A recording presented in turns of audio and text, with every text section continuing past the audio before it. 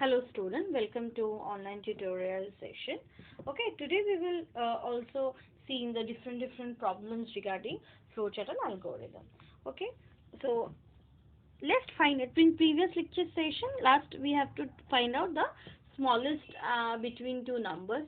So let's start that we have to find out the largest among three numbers. Okay, so largest among three number, what is the condition? Let's assume we are taking three variables, that is A, B and C, and we have assumed that A is the bigger digit. Okay, we have assumed. Okay, if we assume it, then we are checking, that is B is greater than normal B is greater than big or not. Okay, if it is true, then big value we will change to B, because initially we are thinking that A is a big value. Now B, if B value is greater, then B is stored as big value, and then we will check that C is greater than big value or not. If C is greater than big value, then big value is equals to C. The C will be the topmost big value. Okay, so in this way we are checking. So let's start with the flow chart, how we will draw the flow chart. Okay, so here it is clearly visible that let's first step is to start. Then we have taken the input of three variable, that A, B, C, and we have initialized a value of A into another variable, that is big variable. Okay, and then I am checking with the B value with the big value, that B is greater than big or not. If it is yes, then in big value I am storing the B value. Okay, if it is not, then what I am checking? I am checking C value is greater than big value or not. If this is true, then the C value is stored into big variable, and this is the biggest value. Okay, if it is not, then what we have to do? And then whatever value it is stored in the big, that will be the big value. Okay, so in this way we can draw the flowchart for this one. Okay. Now coming to the next, that is in this question we have to find out the even numbers between 1 to 50. Okay, so 1 to 50 we have to find. Here the loop concept will come. Okay, what is the loop concept is there? So we have to continue a loop, that is from 1 to 50. So we have to check each number. So what is the checking value for even number? How to determine the value is even or not? So if the number is a particular number is divisible by 2, divided by 2, and if we are getting remainder as 0. Okay, so remainder as 0 means that it is perfectly divisible. So if its remainder is 0, then the number is even. Otherwise, if it is remainder anything, any other apart from 0, if another is coming, then it is not at all a if it is coming 0, then it is a even number. Otherwise it is a odd number. Okay, so done. So let's now start of making a flowchart for it.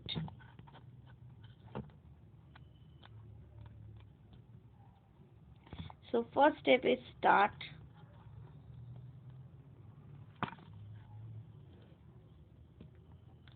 Next step is, here is a loop variable we have to initialize, that is I equals to 1. This is the loop variable. Okay, so we have initialized I.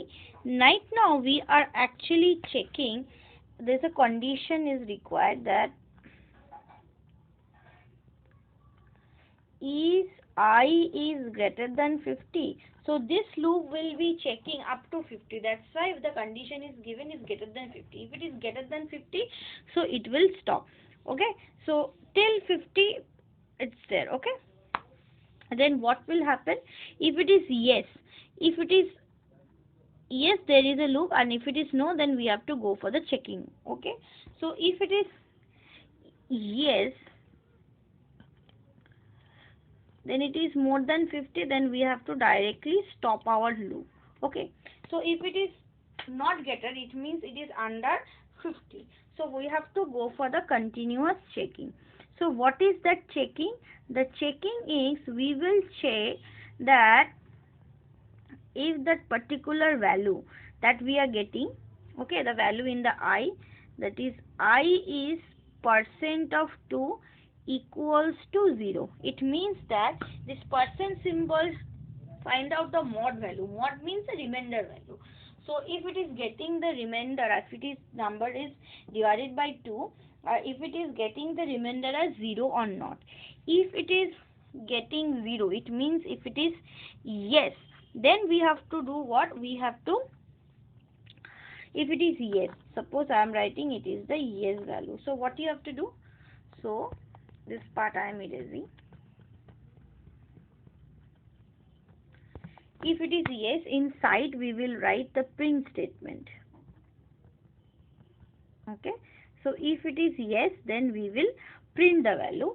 And another one, after printing, we have to do a increment, that is I equals to I plus 1, because suppose it is 2. After 2 we have to go for the checking for 3 number is even or not. After that for 4. So if I don't increment the value of I, then you will not get the next value. So in this way this increment will added over here also, and then finally we will stop. Okay, then finally from here we will stop. If it is okay, this final value is stop from that. Okay, so in this way the loop will continue. Okay.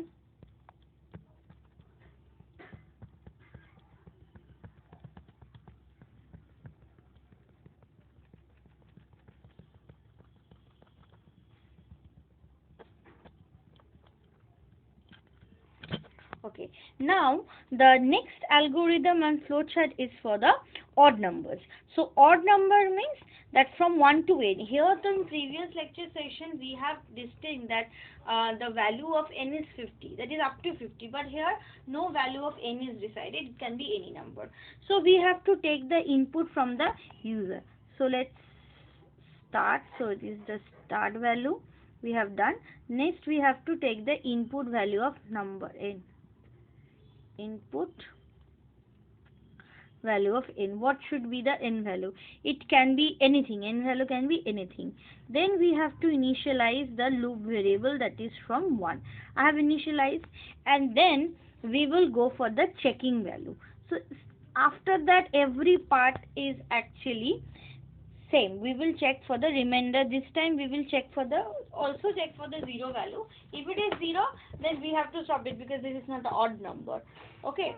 So either if it is not coming 0, then we will check it is an odd number. If it is 0, then it is an even number. So in this way. So the logic is same, that after initializing we will check the value, that is I value is greater than n value. If it is yes, then directly from here we can stop. If it is no, it means that whatever value I currently processing, it is smaller than the n value, that is the next value. So again we will go for the next condition. Okay, so what is the next condition from here?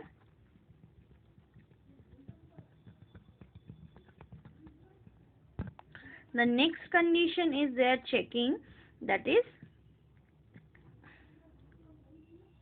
I percent 2 is equals to 0. If I percent 2 is equals to 0, if it is this one, okay, then we will put what? Then we will, if it is 0, then it will we will go for the yes value, that is it is, if it is 0, then it is a even number, and otherwise if it is no, then it is, we will go for the increment part, that is no part is the increment part, and then we will initialize I equals to I plus 1, and then we will go for the print purpose. Okay, this is coming over here. So in this way again the loop will be continued. Okay, now we are going forward to another one, that is another algorithm to find out the sum of the series. Okay, so sum of the series like 1, 2, 3, 4 are continuous. N value can be 50, N value can be 10, 1 plus 2 plus 3 plus 4 plus 5 plus 6 plus 7. In this way we are moving. So my first motto is to, we will declare a sum variable. sum variable equals to 0. Why I have declaring the sum variable equals to 0? When we do for sum, for finding out the sum value of few numbers, that point of we need a variable called sum where we will store the value. Okay, so for that reason, the golden rule is that which variable will store the resultant value of all the addition, that needs to be initially 0. If it is initialize 1, what will happen? If it is you initialize with 1, any value if you add with this value, then it will be incremented by 1 as it is 0. But if you add or any number with 0, then it will be remain same. That's why in the sum variable, always in case of if the sum variables is storing the addition value, then always initially its value declared to be as 0. Okay, I hope it is clear.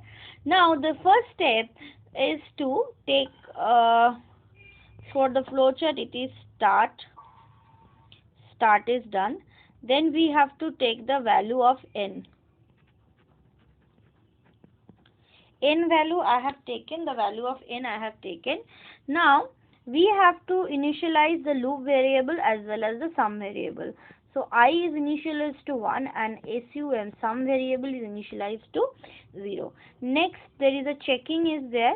Then again the checking is I value is greater than n value. If it is yes, then we will print the sum. Then there is a print statement is there. Then we will print the sum. Print sum. We will print the sum. Okay. If it is no, then what will be the happen? Next I am writing over here. If it is no part. So no part, again there will be a calculation, that is sum equals to sum plus 1. Sum equals to sum plus 1 and I equals to I plus 1. Okay, and this will be going for the incrementation over here. Okay, it will be again the loop will be incremented. Okay, and finally from after the print statement, the stop statement will come. From the print statement, when the sum value will be printed, after that the stop statement will come. Okay, now we are moving to the next value. Here we will adding all the odd numbers series. Previously we are adding all the numbers from 1 to n, but in this part we are adding all the odd numbers. So it means in previous logic we will check what is the odd number. Odd number checking must be there, and after this checking we will move forward. Okay, so now first step, that is inputting value. Up to this it is pretty similar. Okay, start is there, then finding out the value of n, then we have to initialize I equals to 1 and sum equals to 0. Initialization is done. Then there is a checking part, is I is greater than n. If it is yes, then it is print the sum value. P I am writing for shorting of the space, print, and from here directly it will stop. After printing the sum value, directly it will stop. If it is no, from this checking, if it is no, it means the whatever value I am trying to add, it is still under this n value. Then we are moving forward to this next step.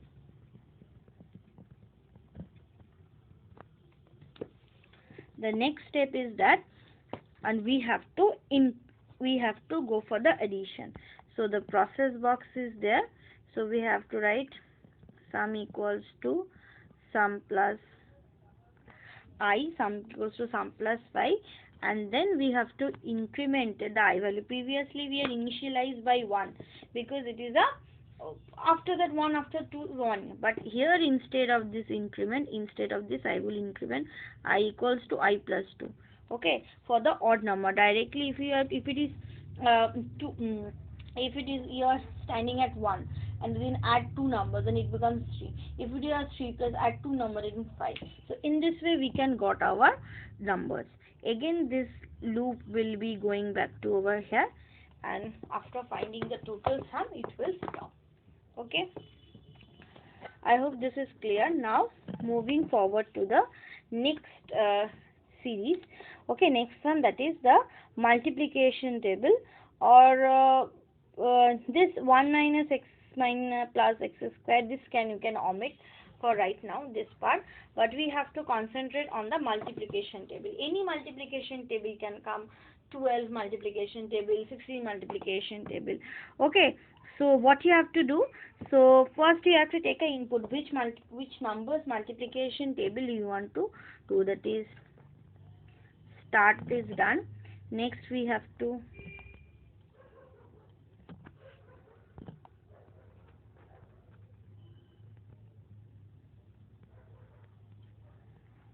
take in the input value of that particular number. Okay, next we have to initialize the loop variable, that is I equals to 1. Then we will check up to what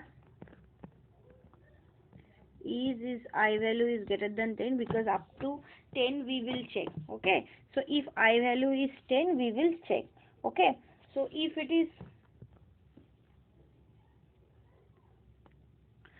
is yes, then we have to print it. Okay, after print we will stop. Okay, so this stop. And if it is no, then what will happen? Let's see what will happen if it is no.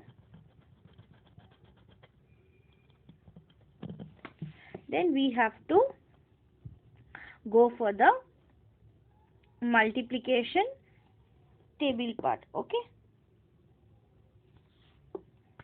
so there is a product variable is there, or P you can write down, this is equals to num into I. So number we have to multiply it with it. Okay, after that we will print the value, print the product, that is P. Okay, and then the I value we will increment it as I equals to I plus 1. Okay, I equals to I plus 1 we will increment, and this will be directly go to the next condition, that is again from this it will be go back to is I equals greater than 1. In this way it will move. Okay, now coming to the Fibonacci series. Okay, so Fibonacci series, it is something different kind of a series, because it is starting with 0 number and then it will 1. Okay, so 0 plus 1, 1, then 1 plus 1, 2, 2 plus 1, 3, 3 plus 2, 5. In this way it will continue. This is the rule for the Fibonacci series. So whatever the first number I am getting and second number, it will be constant. Okay, it will, you can declare it previously, and third digit onward you have to add the current value what you are getting with the previous value. In this way we will we need to move continuously. Okay, so now it is visible, that is we were to start and then we have to take the value of n, and up to what digit you want the series to be print. Then initial value, a value I am declaring as 0 and b value I am declaring 1, because initial 2 value we have to declare it. Okay, now another variable I am declaring, that is a count variable. Okay, count equals to 2, I am writing count value equals to 2. Okay, so next what we have to do, and we will write down the a plus b value. It means we will print a and b value, because first value in the series is 1, 0 and 1. So d and 1 already I have taken, so that's why I have printed. Next we will check the count is greater than n. So already count value is 2, because 2 digit is already printed. So that's why how many digit, up to 10 digit, up to 12 digits. So it will continuously checking the count value with n. Okay, if it is count value is greater than n value, that we have to reach up to that digit, then we have to directly stop. So if you don't reach up to that that digit, then we have to go for the next one. What you have to do, next value, I have declared another variable next. There I will do what? We will add a and b value. Okay, so if you add a and b, initially a value is 0 and next is b value is 1. So 0 plus 1, 1. So third value is having value is 1, and we will print the next value. Okay, Now in the next step, what you have to do, we have printed the three digit, but the fourth digit, how the fourth digit will come? So fourth digit will come next. For that reason, we have to describe a value equals to b and v value is equals to next. Okay, next is right now having value what? Having value 1, and next is having value 1, and a previously b is having value 1. So again, if we have to do the addition part. Next part, count plus 1 we will do. So again 1 plus 1 2, again 2 plus 1 3. So in this way the count will be incremented one by one, and after that it will stop. When the count reach to the up to that digit, it will stop. Okay, now coming to the next, that is the find out the sum and the average of a given series. Okay, a series will be given to you, can be 1 plus 2 plus 3 plus c, in this way given. So sum I have already explained that how to do that sum. Let's start the explaining. So first is start, then count equals to 0 and sum equals to 0.